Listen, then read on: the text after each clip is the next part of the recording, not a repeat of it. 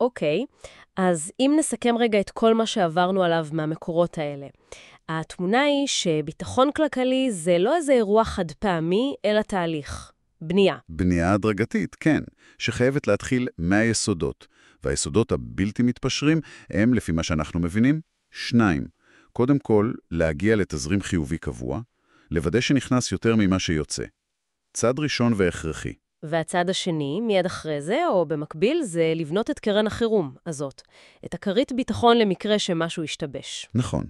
רק אחרי ששני אלה קיימים ויציבים, אפשר באמת להתחיל לחשוב קדימה על מטרות גדולות יותר, על השקעות לטווח ארוך. וזה בעצם מחזיר אותנו לכלל ההוא מההתחלה, ה-80-20. כן. הידע שדיברנו עליו פה, כל הטיפים וההסברים מהמקורות זה ה-20%. זה חשוב, ברור. אבל ה-80%, השינוי האמיתי, יבוא מהעשייה. מההתנהגות? אז אולי נסיים עם מחשבה כזאת, שגם עולה מהחומרים. מה הפעולה הקטנה, אפילו סמלית, שאפשר לעשות כבר היום או מחר, כדי להתחיל ליישם משהו מזה? רעיון טוב. אולי. אולי פשוט לשבת כמה דקות ולנסות לחשב אפילו בערך גס מהן ההוצאות החודשיות החיוניות שלנו. רק כדי לקבל מושג מה הסכום שאנחנו בכלל צריכים לשאוף אליו בשביל קרן החירום הזאת. זה צעד ראשון קטן, אבל הוא נותן יעד קונקרטי. זה נשמע כמו התחלה טובה. תודה רבה. בשמחה.